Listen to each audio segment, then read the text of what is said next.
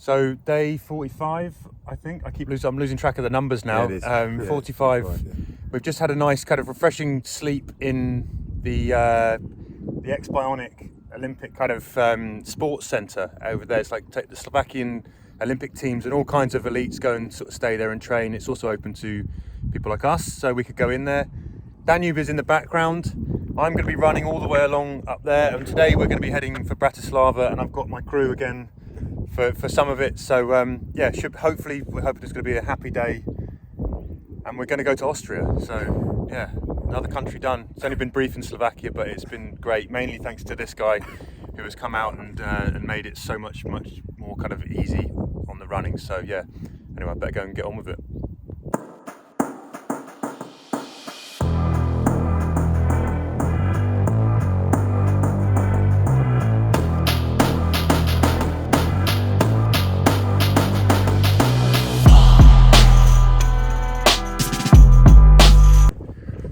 So I've left the boys behind. I'm doing my usual walk in the first mile to warm the legs up. Today I've woken up with a little bit of stiffness in my left Achilles down the bottom of the calf, so I'm taking some extra special care with that. Don't really know why. Sometimes it just happens overnight. You wake up and something's gone a bit more tight. So managing that, walking along these kind of, back on the big kind of long straight dike road again. We're heading for Bratislava. I think we've got about 17 miles into Bratislava, out of Bratislava, and then we'll be going over to Vienna, across the border. I've got the support crew. I've got Adam and Marianne for a good chunk of that, which means I can run pack free for a lot of it before Adam flies home today, and then I'll be on my own into Austria. I feel good. I feel mentally strong. That was a really nice kind of restorative sort of evening. It was lovely to have company, you know. It's even having dinner with somebody, getting to chat to Adam. Basically what, you know, Dimitar sort of sent me a message on Instagram and said, Kieran, please have a rest day or just try and be a normal human being for a while. And it's a great advice. And I didn't have a full rest day, Dimitar, but I have tried to behave like a normal human being back there with some, you know, we had nice food, got some good veggies in, and even went and had a cheeky sort of spell in the spa. So sat in a few kind of steam room saunas, got some water around the legs, did some plunge pool stuff, and that just felt really, really nice. So today, I don't know if I can make 35 miles today.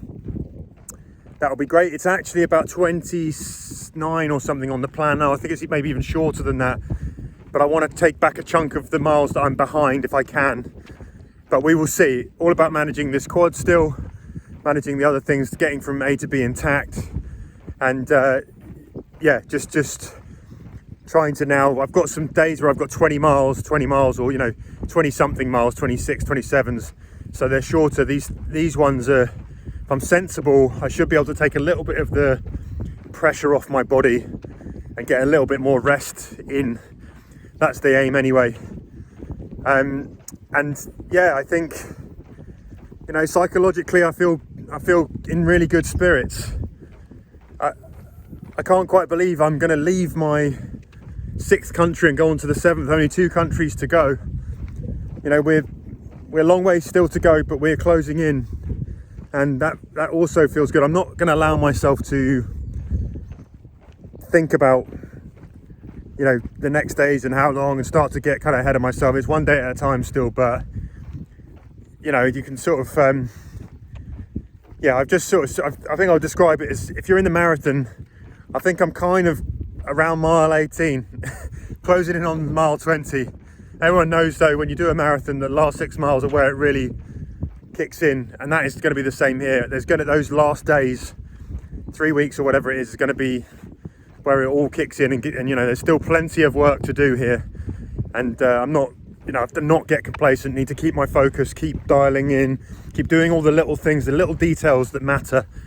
You know, if you can't take your eye off the ball, because take your eye off the ball for something, don't put your socks on right, you know, don't treat a blister, don't eat your breakfast right, don't, you know, take risks, you know, all of a sudden something will go wrong. So this is all about, you know, again, focus to the end, keep moving forward in the right way, keep doing all the stuff that I've been doing so far, and fingers crossed we will keep progressing. But anyway, I better crack on. nearly time to run.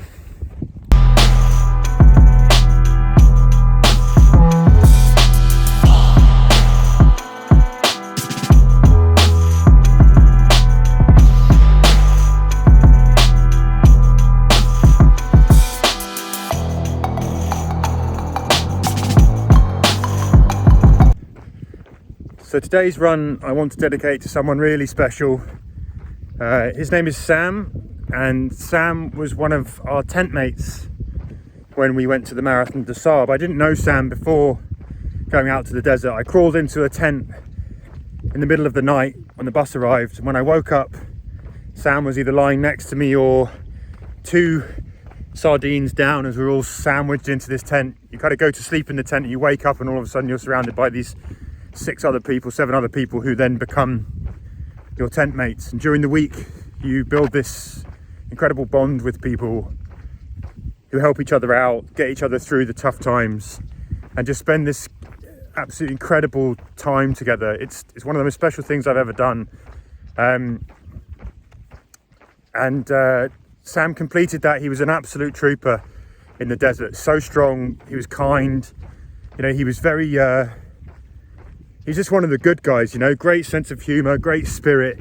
He lifted the whole tent, he helped us all, and he was one of the kind of linchpins in the whole thing. He was a leader, you know, someone who knew how to motivate people when they were down, but did it with a very gentle, unassuming manner. You know, he wasn't, he was just calm, gentle, kind, you know, just the right kind of spirit, just just a wonderful human being. I roomed with him as well when we got back to the hotel after. And then I guess it was a couple of months, not long after we'd gone out there and had that epic moment of finishing that race together as a team, Sam was diagnosed with cancer, quite, you know, very serious, and then proceeded to you know, I guess repeat the show of strength and endurance that he'd done in the desert in kind of confronting what is that situation, you know. And did it with such character, I think, you know, such resilience. And unfortunately, a couple of days ago, it was 4 days ago now, 5 days ago now, Sam passed away. And so this run really is just dedicated to Sam, who I've taken that resilience, that character, that strength, and all of that, and it's with me here running this river. You know, I look at that as an example of how to behave in adversity, you know, how to carry yourself. The last time I saw Sam was when my friend Bex and I and Fabian, we ran the Thames from source to sea, and we did it to raise money for the charity that Sam was supporting. And we were about 140 miles deep on day 2. You know, it was 140 of the 190. Bleak winter, we did it in October, it was cold, dark, and we reached a place called Marlow on the Thames, and there was Sam, popped up on the side of the river, bringing chocolate and smiles and hugs and positivity, and just filled us up with, you know, the same spirit that he'd taken to the MDS. So the last time I kind of saw him, I gave him a massive hug along the river, and off we went. And, you know, basically that's how I will remember Sam, you know, just strength and kindness and smiles, and basically being one of the good guys. And so today, as I move towards Bratislava, Sam, this run is for you, mate. And thank you for setting such a good example to the rest of us in what you did, buddy. I'm going to carry you all the way to the end of the river.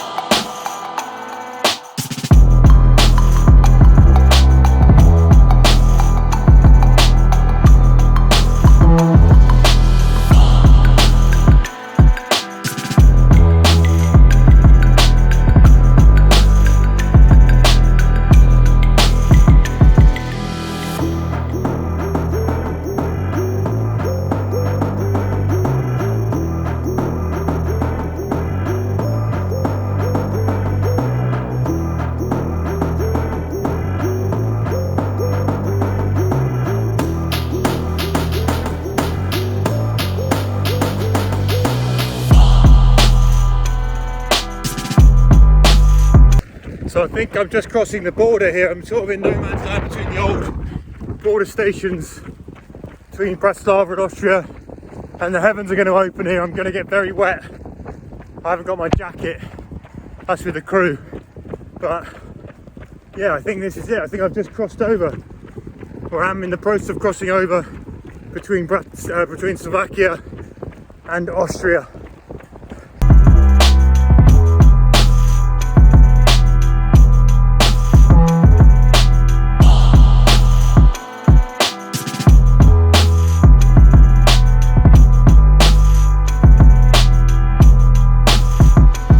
So this is it. I'm saying goodbye to the fabulous crew. These guys have helped me through one of the hardest sections of the run. I went into this with the busted quad, quite long distances with bad logistics.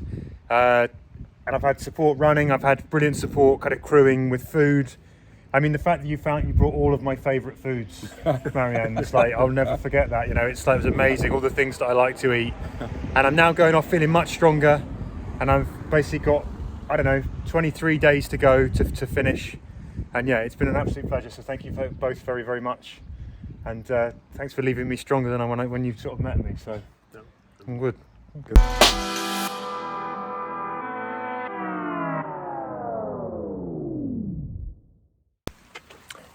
So thought I'd give you today's end of day wrap. Whilst I'm on the move, I've got about a mile round trip to go to the supermarket, which sometimes is the case. But I'm moving well, feeling good. You know, we put away 30 miles today. You know, one of the big things is that was 30 miles pack free. It makes a huge difference not running with the 10 kilograms or whatever it is weight of the pack on your back. And I ran well, ran really well, felt free. The quad issue or the muscle issue seems to have, touch wood, seems to have sort of gone away mainly at the moment, but bearing in mind that's without the pack. But over the last few days, it has been getting better and better. And I didn't notice that at all. There were a lot of other sort of grumbles around the legs. Left leg, various different bits of it sort of complaining at one time or another. But I'm really happy with getting through 30. I would have liked to get 35. And I've sort of felt strong enough, but in terms of accommodation, it was going to get trickier to find somewhere 5 miles on. I have been having these thoughts about running 5 miles later on this evening and trying to get a cab back. But then I have to get a taxi back out in the morning. And I've got a 23 miler tomorrow. So what I might do is basically, I've taken 5 miles out of the 17 mile deficit that I had to make up. So I might just try and basically take a big chunk of that tomorrow. So 12 miles extra and make it like a 35 tomorrow instead of today. That's another day where I get to let the quad, you know, rest up a bit more. And maybe tomorrow that will give me, I've got a bit of inspiration because I'm going to try and make kind of Vienna, essentially. That's the next stop if I can get in there. So yeah, that could be a good thing, and then have the night in Vienna. And overall, I mean, the help and support that I had from Marian and Adam has been incredible. It's been absolutely crucial to me getting through this very sort of difficult bit, I guess, entering Slovakia. I mean, essentially, you just had long stretches where there was no real kind of support in terms of places to get water, you know, big long dike roads, no access to water or shops or whatever. So having the support of Marian in that last stretch has really helped, because they were sort of be able to pop up every 6Ks with all the kinds of food. I mean, they both just bought an amazing selection of stuff for me to eat. I think I've eaten more wafers, chocolate wafers, than anybody has eaten in a day before. But yeah, I mean, it's basically from the moment when Adam arrived, I was in Hungary and Esztergom and I was feeling down. The quad had just kind of pinged and I was fearing the worst again. It's one of those where, you know, the minute something like that happens, it gets in your mind and you're thinking, is this a potential sort of serious problem that's going to evolve? From that onwards, the way that we've been able to manage those kind of 4 or 5 days with help and support, I now am coming out of Adam's trip and having Marian feeling stronger and feeling ready to move on to the next stage. And the next stage really involves a good bunch of days where I've got kind of 20 something miles. So in theory, those should be shorter, they should be more restful, they should be more manageable. It's not always the way, but yeah, I feel good. You know, coming into, we obviously completed Slovakia today, crossed over to Austria. So Slovakia, the 6th out of 8 countries, is done. And that also feels good as a huge milestone to get that kind of complete. And now we're in Austria. The change in the countryside is quite obvious already. There's sort of far more hills.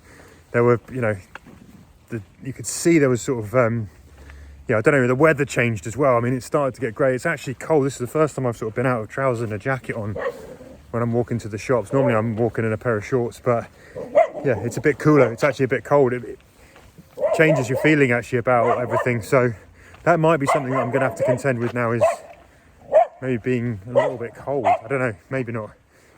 But I just crunched some numbers as well today of just what the stats. And I've realised, if you look at Garmin's readings, I've done 2.5 million steps so far. 2.5 million steps. I mean, I knew I've moved a long way, but I hadn't figured on that being the big number. I think, you know, I've done, I think like 150,000 calories I've burnt. I've, yeah, 8 countries, an average of around 27 miles a day over 45 days. And, you know, if you'd have said to me at the beginning of this trip, when you get to day 45 or day 46, you're going to feel like this, the way that I do, I'd have actually bitten your hand off for that. That's, you know, I feel mentally strong. I feel sort of physically in pretty good shape.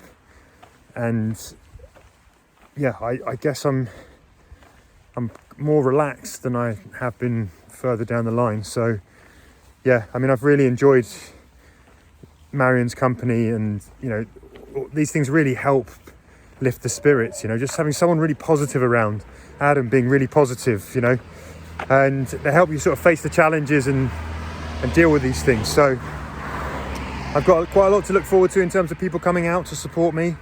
I'm not long now away. I think I'm 10 days away from my family coming back, and then they'll be with me for the end. From that moment onwards, I can also ditch the pack. So there's a lot of things now that are going to turn in my favour, I hope. And yeah, so again, from day 45 along the Danube, I think I'm as happy as I could be, really. Long way to go. And we just continue to, you know, it's a football cliche, but I'll continue to take it one at a time. You know, take one day at a time, get those days done, get from A to B intact, and keep moving. But yeah, we are getting closer now, getting closer. You know, there's a sort of moment where you sort of start to let yourself believe that this thing might actually be possible, but we won't actually believe it until I touch that stone in Donaueschingen. But anyway, from Bad Deutsch, which is a town here, and some tiny little doggies in there, and a little walk to the supermarket, that's the update for day 45. I will be back tomorrow with day 46, and thank you as ever for all your support. Don't forget to hit the link and donate if you haven't already, or share the link. You know, I really want to get that fundraising target kind of all closer to it, and all your support would be much appreciated. Want to help those vulnerable children worldwide. You know, it's 5 really good charities doing really incredible work, and it would be great to, you know, basically make sure that this run converts into other people having a better life chance as well. So if you can, donate. If you can't, maybe share the link, share the video, whatever. Just let's get more people knowing about it, and hopefully we can get that number up. But yeah, thanks again for watching, and for all your support, and I will see you tomorrow.